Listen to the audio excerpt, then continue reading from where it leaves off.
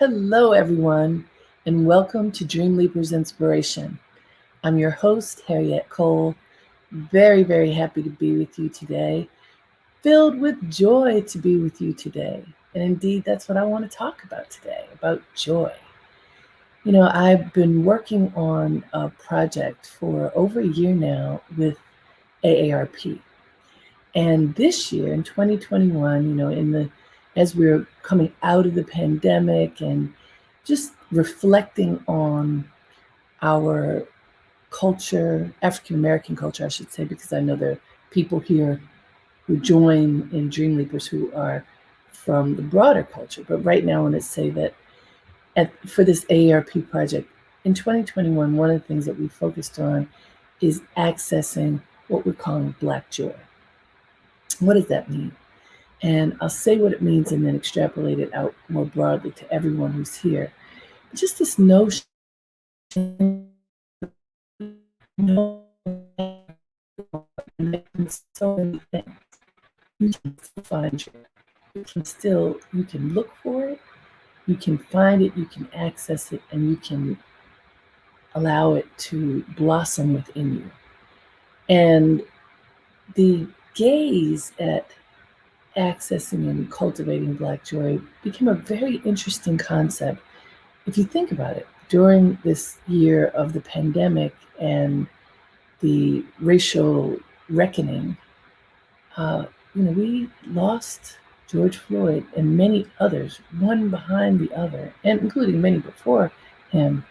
And yet, even as we marched, we fought, and this is the we of all of us who were conscious and capable of standing up and saying no, even as we fought for that, we also found ways to experience joy.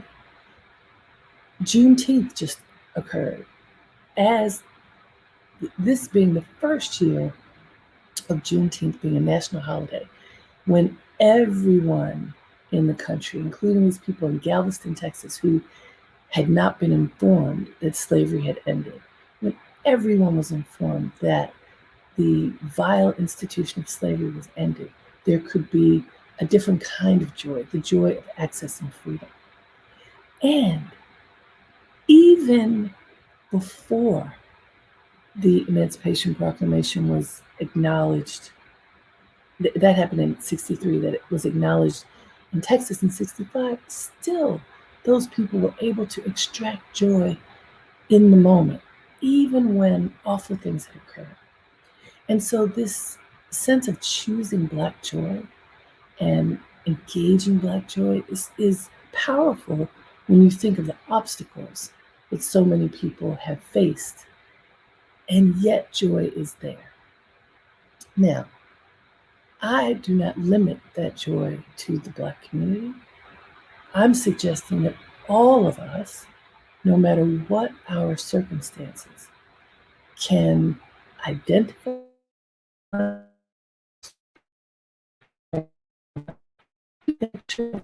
it's not always easy. It's sometimes much easier to kind of wallow in negativity, to feel bad about ourselves, about the way we've been treated, about some wrong that has occurred in our lives. Dr. Janet Taylor, the renowned psychiatrist, my friend who I've interviewed and talked to a lot in the past year, just talking to her about how we can be mentally and spiritually and emotionally strong. One of the things that she says, which is fascinating to me, is that 70%, I believe, of human thoughts are negative. 70%. I had no idea. I think of myself as a positive person. Of course, there are times when I feel sad, angry, whatever the emotion might be.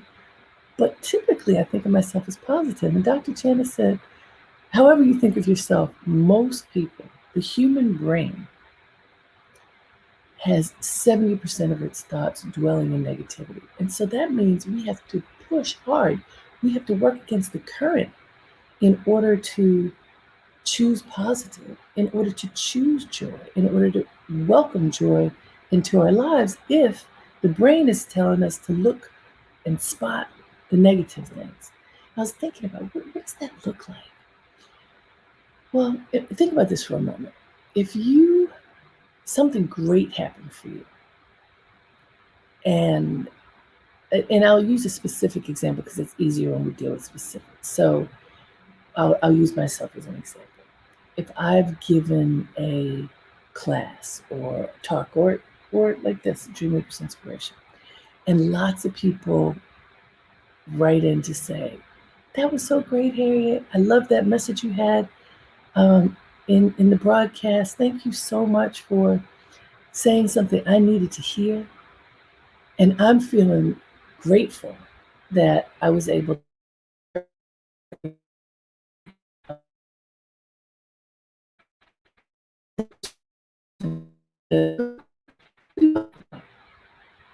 girl, I don't think you're right.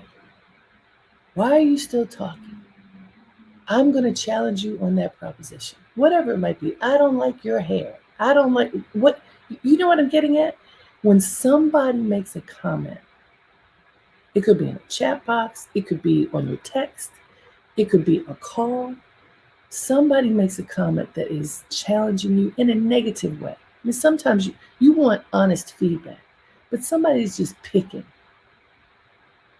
Or even if it is honest feedback and it's something you need to work on, that one thing that comes at you derails all of the other positive things. Then suddenly your brain is locked in on that one negative thing that was said. Meanwhile, you could have 100 other comments that are great. That occurred to me when I was doing a workshop series last summer for a wonderful organization. And I'm telling you, I was so grateful.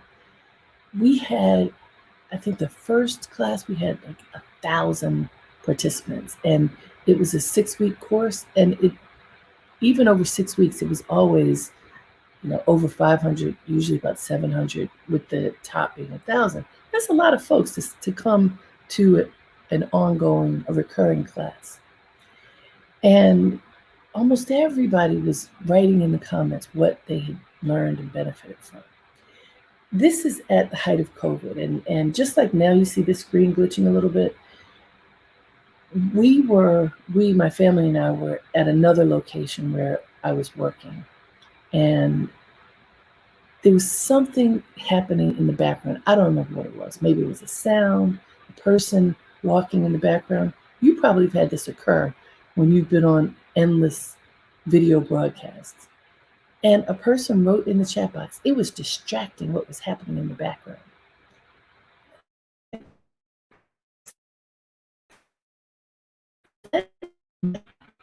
Is that necessary for someone to say this was distracting when the content was full and rich and people were learning and engaged? But when I read that, maybe there were two others that were just not very positive. And the organizer said, "See, Harriet, we thought about should we even send all the comments to you because we knew you would do that." Why am I belaboring this, folks? Because this is what we do. We get obsessed with whatever negative little pebble of information comes our way. And then suddenly all the good that we have done, all the good that we've experienced, all the greatness that we are making the effort to offer washes away, and we just focus on the negative.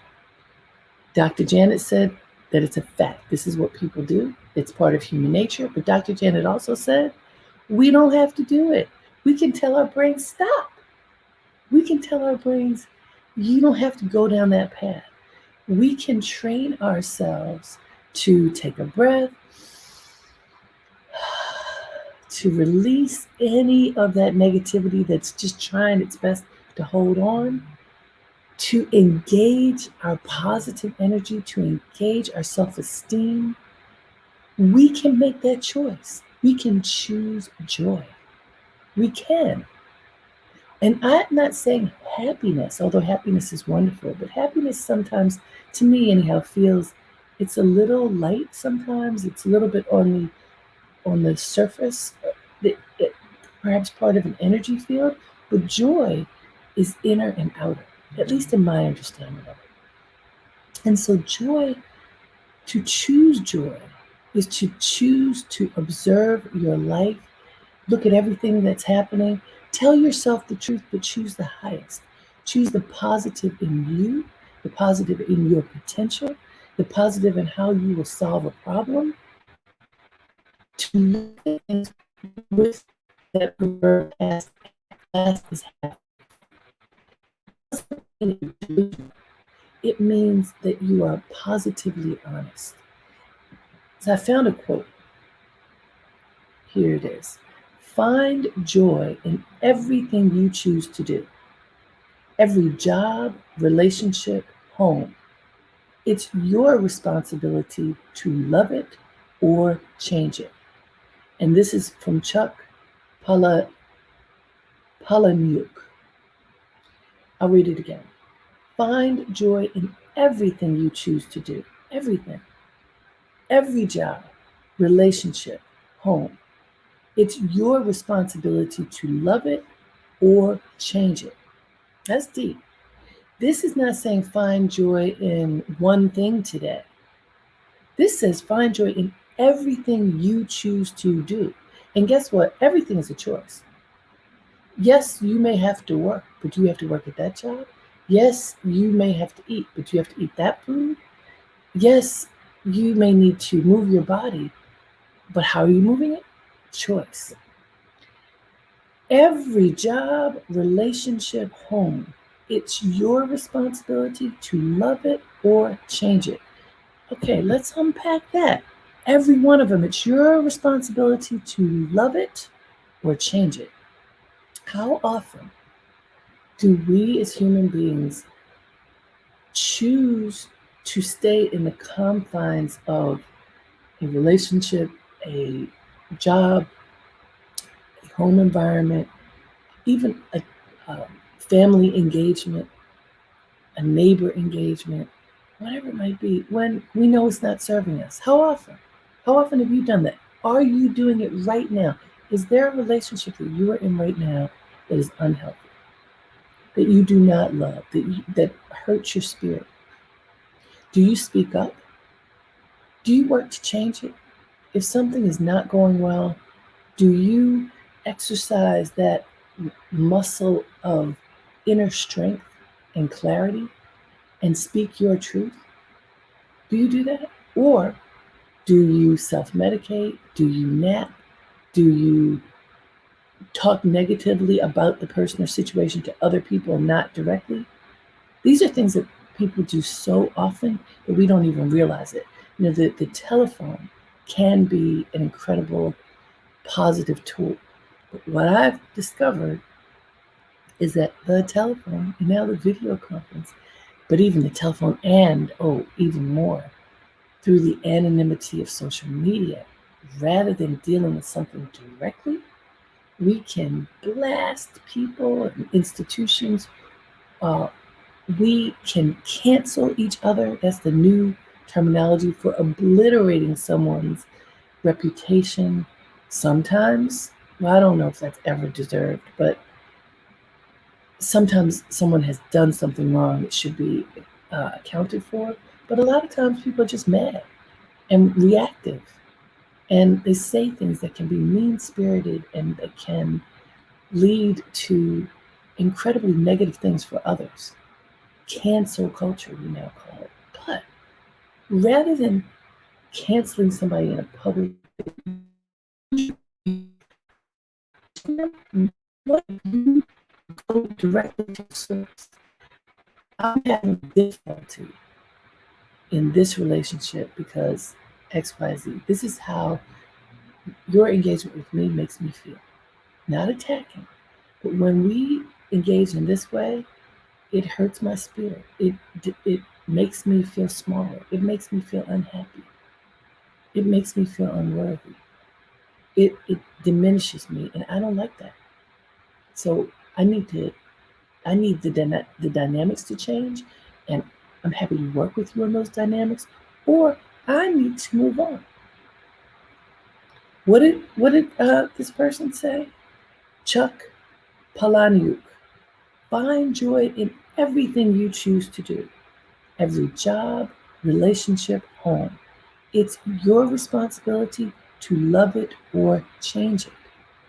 So this is action.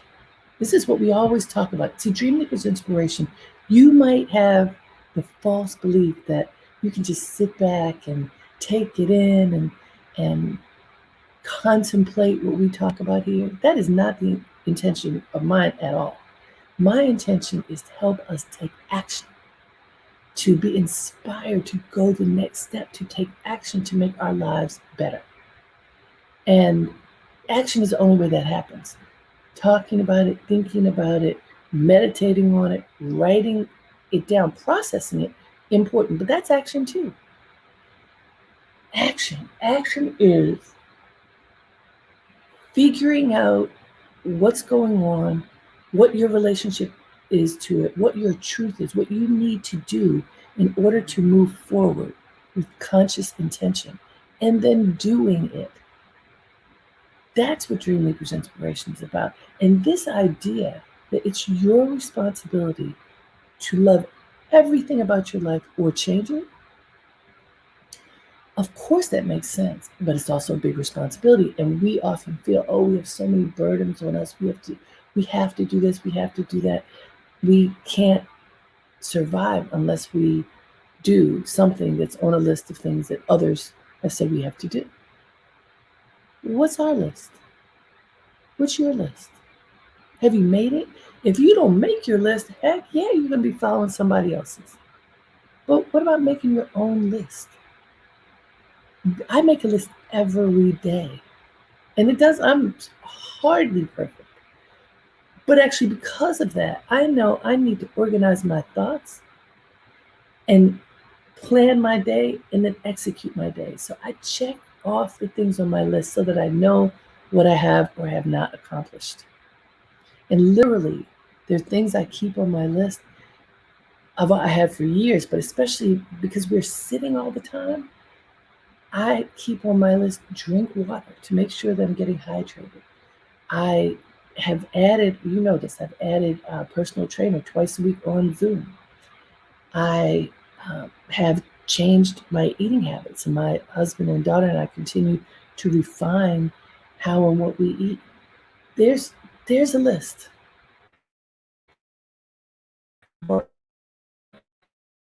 And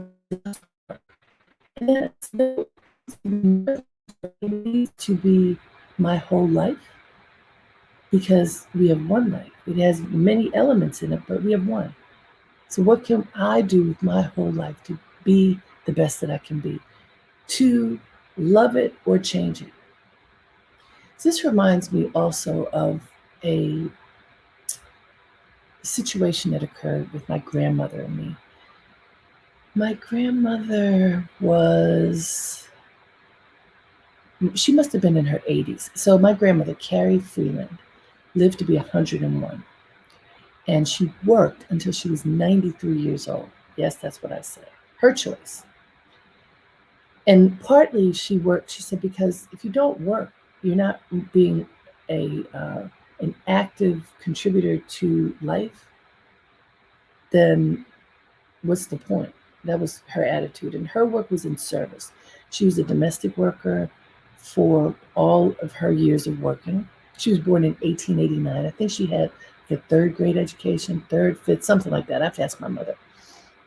But anyway, she had lots of smarts, but it wasn't from formal education.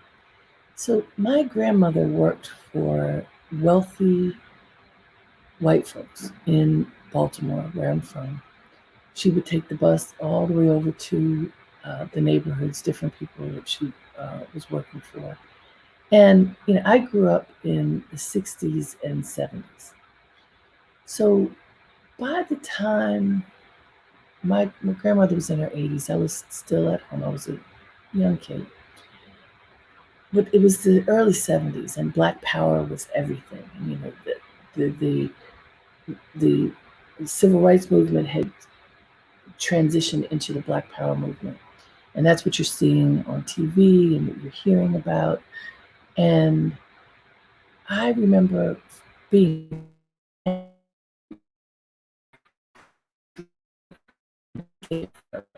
My father was a judge. He was doing well. We could care for her. So in my young mind, why do you have to work? Why do you have to work for them anyway?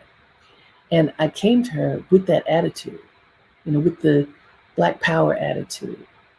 Why are you working for those white people anyway? Those rich white people. And she sat me down. And my grandmother was 4'9". She was a tiny woman.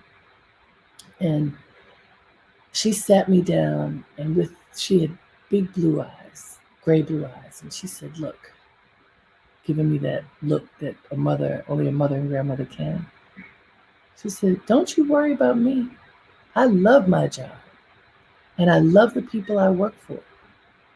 And she said, when you grow up and you have work, your responsibility is to love your work and love the people that you work for and with. So don't you worry about me. You plan for you. And I never forgot, because first of all, she showed that love was stronger than anything. And I told you she was born in 1889. The limitations on the kind of work that she could do were dramatic. She did work for very wealthy white people. That's who mainly was wealthy back then. They treated her beautifully. In her time of working, because of the people she worked for, I think she met Picasso and Matisse. Because one of her people she worked for, Etta Cone, was one of the Cone sisters. In Baltimore, there's a wing of the Maryland Museum of Art in their honor. They were avid art collectors. So she met all these incredible people. She learned all kinds of things about the world based upon the folks she worked for, and she tended to them. They loved her, and she loved them. And I've thought about that a lot, because I've had plenty of moments, where there was a job, or now I've been an entrepreneur for so many years, a client who just got under my skin, who may not have treated me as well as I felt I should be treated, who was not none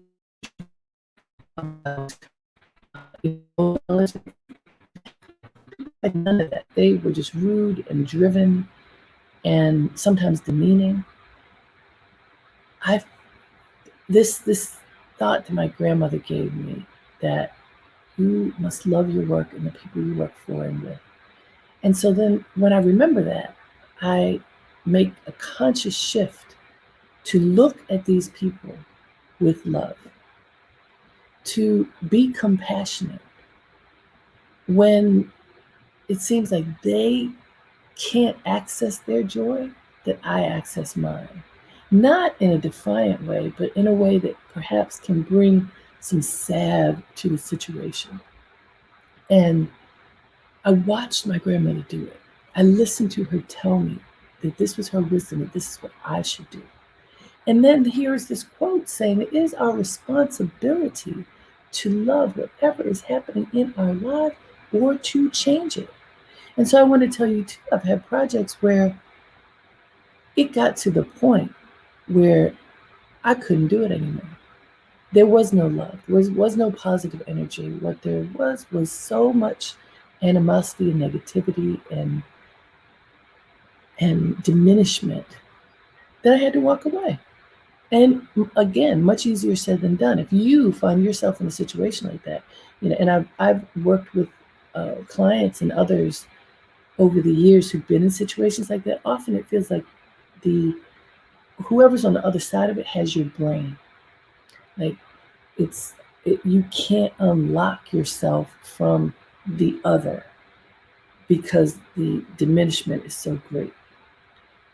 And that's when, if that is happening to you, if it has happened to you, that's when I think you really call upon your spiritual strength. You call upon that strength that engages you with the divine. And you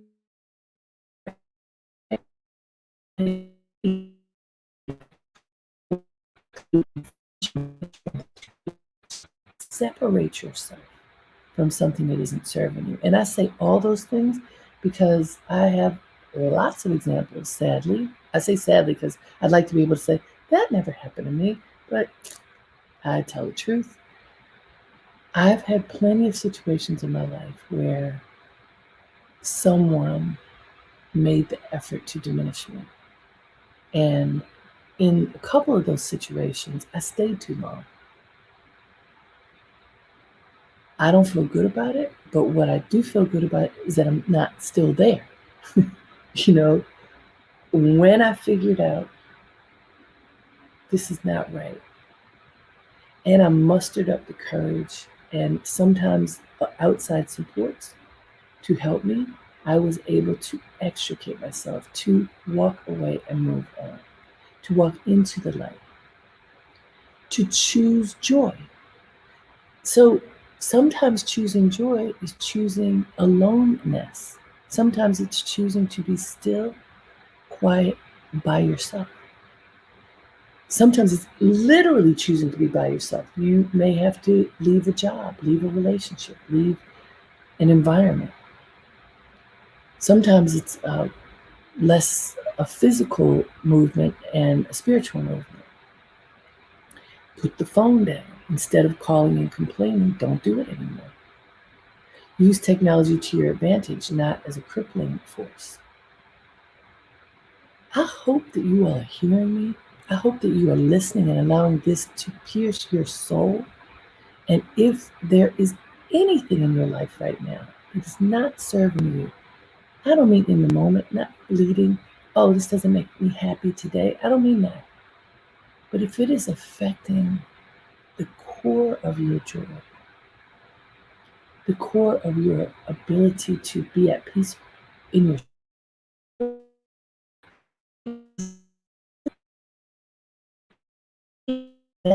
situation, person, change it. Stop complaining inside your head or to other people. Stop spreading negativity. Choose joy. Figure out how to walk away from whatever it is that isn't serving you and walk into your own strength and power. You can do this. It is not easy to do. No one said it was easy. But as of right now, I haven't found anything in life that's easy. Easy just isn't part of it. But the gratification that you will get if you choose to be in alignment with your own joy and in alignment with others' joy, see the joy, look for it, notice it. If you can make that active choice on a daily basis, sometimes it's on a moment to moment basis, to be in alignment with joy, to go against the norm. Remember, Dr. Janet said 70% of our thoughts are negative. Choose to be in the space of the 30%. When the negative comes, slay it. Tell it goodbye. You're not going to do that anymore. Love it or change it. You think you can do that? Pick one thing. Right now, think about this. Because when things are theoretical, they often don't get done. Oh, I believe in this, I'm going to choose joy. What can you pick right now to work on in the space of choosing joy? Let me give you an example. Because I'm not talking about taking an extreme action necessarily. I'm not saying when you get off of this Dreamleapers inspiration, you're going to call your friend, speak to your spouse, tell your boss, I'm done. That is not what I'm saying.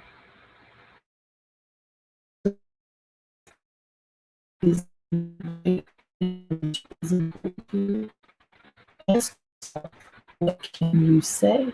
What can you do to begin to make a change?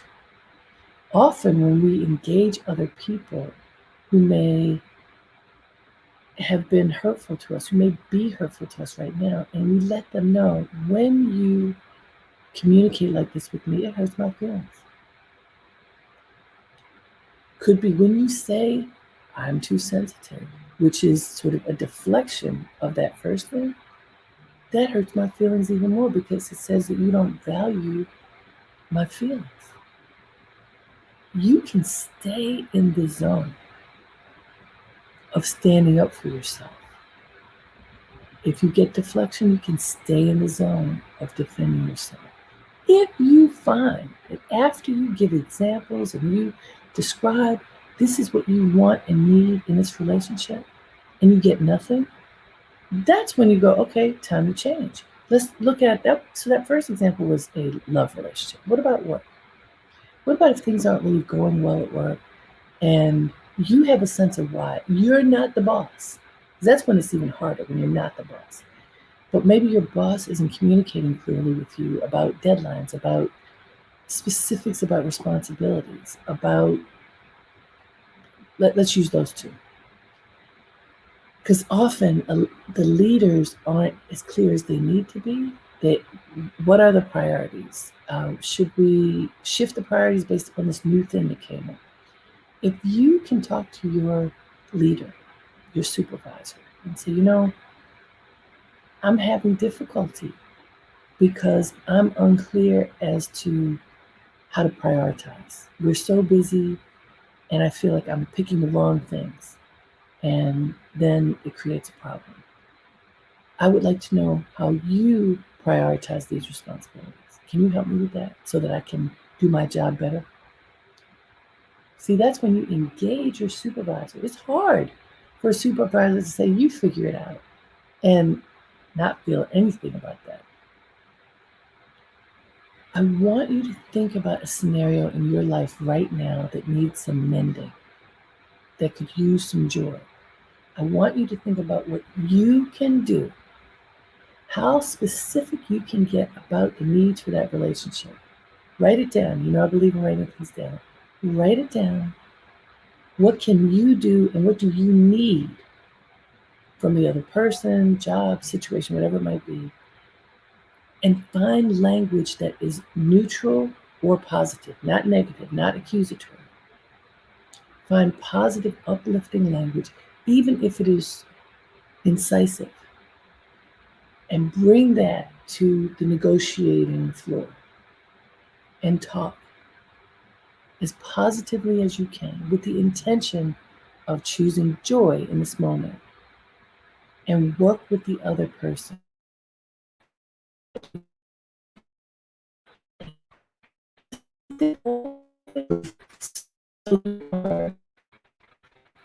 You are clear in your understanding of the situation and what you believe you need. You also need to be able to listen carefully so that your understanding of the situation may be different from the other person's. It often is. So what does that person believe to be true?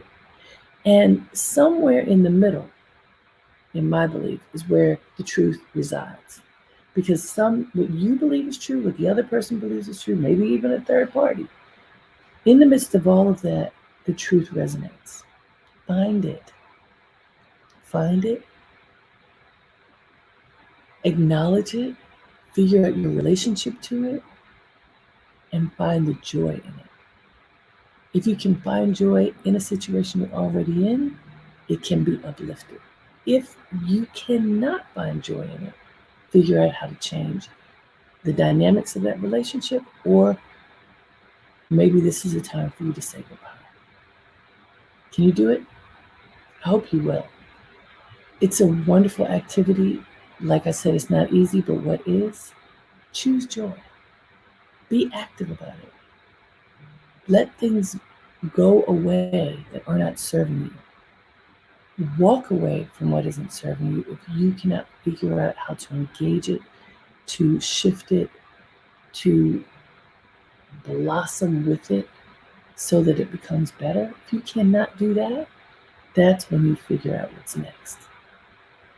Great to be with you guys as always. Until next time, have a great day and make it count. Namaste.